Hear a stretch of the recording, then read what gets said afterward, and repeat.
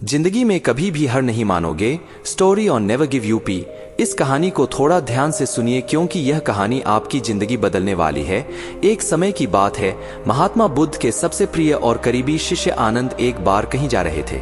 तभी रास्ते में उन्होंने देखा कि एक आधे उम्र का व्यक्ति एक चट्टान के ऊपर बैठकर रो रहा है। यह देखकर आनंद वहीं रुक गए और उस व्यक्ति के पास जाकर उसके दुखी होने का कारण पूछा। वह व्यक्ति अपने आंसू पोंछते हुए बोला, मैं नहीं पास के ही गांव का रहने वाला एक बदनसीब व्यापारी हूँ। मैं जो भी काम करता हूँ वही बिगड़ा जाता है। व्यापार के चक्कर में मैंने अपनी माँ और पत्नी के गहने गंवा दिए, अपने परिवार को खो दिया और यहाँ तक कि अब तो मेरा घर और खेत भी गिर भी। मुझे तो लगता है कि मेरी किस्मत ही खराब है। उस व्यक्ति की बात सुनकर आनंद बोले, तुमसे किसने कहा कि तुम्हारी किस्मत खराब है? जरा मैं भी तो जानूं कि तुम्हारी किस्मत में क्या खराबी है।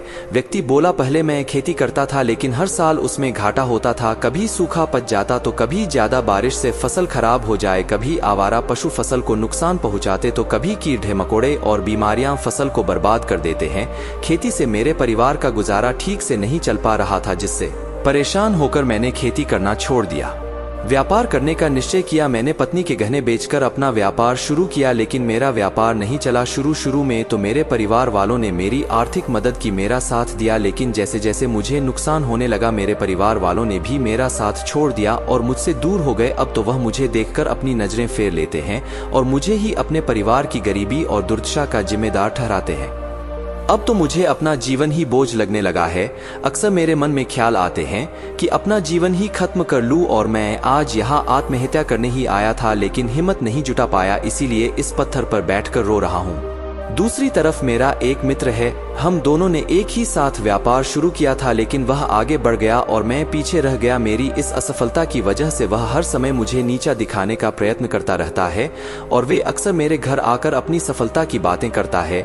मेरे घर वालों को बताता है कि कैसे उसने कड़ी मेहनत करके इतना बड़ा व्यापार कर लिया और वह अक्सर अपने फलते फूलते व्यापार के किस्से मुझे, मेरी पत्नी और मेरे माँ बाप को सुनाता रहता है, जिसे सुनकर मेरे घर वाले उसकी तो प्रशंसा करते हैं लेकिन मेरी बुराई करते हैं, मुझे नाकारा और कम दिमाग का कहते हैं।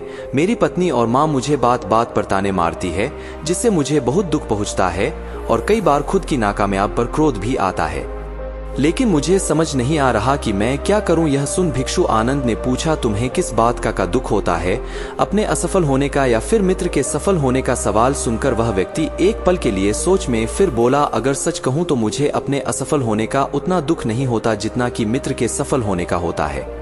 भिक्षु आनंद ने अगला प्रश्न किया, अगर तुम्हारा मित्र व्यापार में असफल हो जाता और तुम सफल हो जाती तो क्या तुम खुश होते? व्यक्ति ने कहा, हाँ मुझे बहुत खुशी होगी। आनंद बोले, इसका मतलब कि तुम्हारी खुशी तुम्हारी मित्र पर निर्भर करती है। अगर वह चाहे तो तुम्हें खुश कर सकता है और अगर वह चाहे तो तुम्हें दुखी भी कर सकता है। तुम स्वयं से ना तो खुश हो सकते हो और ना ही दुखी हो सकते हो। भिक्षु की बातें सुनकर व्यक्ति थोड़ी देर के लिए सोच में पड़ गया और फिर बोला, आपकी बातें सुनकर मुझे कुछ आशा बन रही है। तभी भिक्षु आनंद ने कहा, जब हम किसी से आशा बांध लेते हैं तो उस पर निर्भर हो जाते हैं, फिर हमारी खुशी और दुख भी उसी पर निर्भर करने लगते हैं।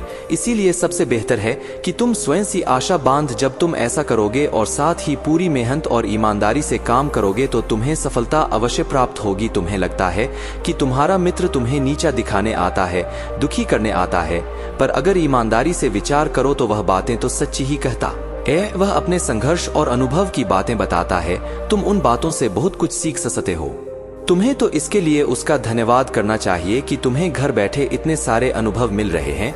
तुम अनुभवों का लाभ उठाओ, नई शुरुआत करो, ईमानदारी से कर्म करते जाओ, हार मत मानो, एक दिन तुम्हें सफलता जरूर मिलेगी। आज तुम जिसे अपना पूरा वक्त हो या बुरी किस्मत कह रहे हो, एक दिन यह बदल जाएगी और इसी के साथ तुम्हारी सोच और विचार भी बदल जाएंगे। और देखना, जब तुम्हारा अच्छा समय शुरू हो जाएगा तब तुम्हारा मित्र भी तुम्हें अपनी सफलताओं की कहानियां नहीं सुनाएगा, तुम्हें अपनी असफलताओं और परेशानियों की बातें सुनाई देगा, ताकि तुम उसकी बातें सुनकर भ्रमित हो जाओ, तुम्हारा आत्मविश्वास डगमगा जाए और तुम गलत निर्णय ले सको। लेकिन उस समय भी तुम्हें अपने ही बुद्धि का प्रयोग करना होगा, स्वयं पर विश्वास रखना हो। जिस प्रकार तुम्हारा मित्र आज तुम्हें दुखी करने आता है, वैसे ही वह उस समय भी तुम्हें दुखी करने आएगा, क्योंकि जिस तरह उसे दुखी देखकर तुम्हें मजा आता है, ठीक उसी तरह उसे भी तुम्हें दुखी देखने में उतना ही मजा आता है। व्यक्ति ने कहा, आपने सही कहा मुनिवर, लेकिन मेरा सबसे बड़ा दुख यह है कि मेरे परिवार के लोग भी इसमें शामिल हैं। वास्तव में मैं तो अपने परिवार के लिए अच्छा करना चाहता था, उन्हें खुश रखना चाहता था, लेकिन वह भी मेरी बातों और भावनाओं को नहीं समझ रही है, मुझे ही गलत कहते हैं और पिछले कुछ समय से तो वह मेरे साथ भी नहीं है। भिक्षु आनंद ने उस व्यक्ति को समझाते हुए कहा, हम हमेशा चाहते हैं कि हम जो कुछ भी करें लोग उसके लिए हमारी प्रशंसा करें, लेकिन आमतौर पर ऐसा नहीं होता। लोग हमारे पास आकर तारीफ नहीं करते, जिससे हम दुखी हो जाते हैं। हमें लगने लगता है कि हमारे मित्र, रिश्तेदार, घर वाले सब स्वार्थी है।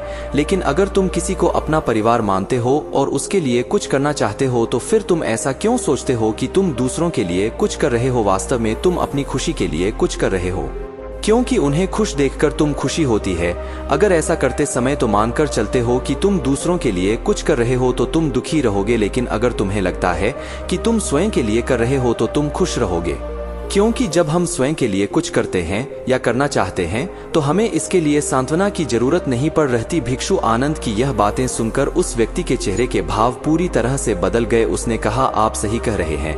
मैं समझ गया कि अब तक मेरी किस्मत इसीलिए खराब थी क्योंकि वह दूसरों के हाथों में थी, लेकिन अब से मैं अपनी किस्मत को अपने हाथों में रखूंगा, फिर से प्रयत्न करूंगा, पूरी लगन और ईमानदारी से काम करूंगा और जब तक सफलता नहीं मिल जाती है चैन से नहीं बैठूंगा। उस व्यक्ति की बात सुनकर आनंद मुस्कुराए और उसे एक छोटी सी डिबिया देते हुए कहा, इस डिबिया को हमेशा अपने साथ रखना, इसमें एक ऐसा मंत्र है जो तुम्हें बड़े से बड़े दुख से भी बाहर निकाल लेगा। लेकिन इस डिबिया को तभी खोलना जब तुम्हारे सारे रास्ते बंद हो जाएंगे, कोई उम्मीद नजर ना आए और तुम्हें लगने लगे कि सब व्यर्थ है, यह दुनिया व्यर्थ है और यहाँ रहना भी व्यर्थ है। व्यक्ति ने भिक्षु का धन्यवाद किया और उस डिबिया को लेकर अपने घर वापस आ गया। उसने नए उत्साह के साथ दोबारा अपने व्यापार की शुरुआत की और इस बार उसका व्यापार चल पार दहा। अपनी मेहनत और लगन के बल पर बस कुछ ही सालों में वह एक बड़ा व्यापारी बन गया। उसके परिवार वाले भी उसके साथ आ गए और उसका जीवन बहुत ही सुख, शांति और समृद्धि के साथ बीतने लगा। लेकिन समय और किस्मत के खेल को आज तक ना कोई समझ पाया है और ना कोई समझ पाएगा। यह सदा एक जैसा नहीं रहता, यह बदलता रहता है। उस व्यक्ति के जीवन में भी बदलाव आया। वही व्यक्ति जिस राज्य में रहता था, उस राज्य पर पड़ोसी राज्य के राजा ने हमला कर दिया। उस हमले और लूटमार में उस व्यक्ति का सारा धन भी लूट लिया गया, उसके दुकानें और घर सब जला दिए गए। जान बचाने के लिए उसे अपने परिवार के साथ वहां से भागना पड़ा। व्यक्ति अपने परिवार के साथ कई दिनों तक इधर उधर भटकता रहा। वह दाने दाने को मोहताज हो गया। उसका बच्चा बीमार हो गया और इलाज के अभाव में बीमारी से बुरी तरह रहने लगा। यह देखकर उसका हृदय चित्कार कर उठा। उसके पास अपने बेटे के इलाज और परिवार को खिलाने के लिए धन के नाम पर एक सिक्का भी नहीं था। वह अंदर से बुरी तरह से टूट गया। ऐसे में उसे एक बार फिर से निराशा नहीं घेर लिया। उसे लगने लगा कि उसका जीवन व्यर्थ है, सारी दुनिया व्यर्थ है। लेकिन तभी अचानक उसे भिक्षु आनंद द्वारा दी गई डिबिया की याद आई। उसने भी उत्सुकता के साथ उसे खोला। उस डिबिया के अंदर एक पर्ची रखी हुई थी। उस पर्ची पर कुछ लिखा हुआ था। उस पर्ची को उसकी आंखों के सामने छाया हुआ निराशा का अंधेरा छट गया और वह एकदम से मुस्कुरा उठा। उस पर्ची पर लिखा था, यह वक्त भी गुजर जाएगा। दोस्तों, यह कहानी हमें सिखाती है कि समय के खेल को समझना संभव है, यह हमेशा बदलता रहता है।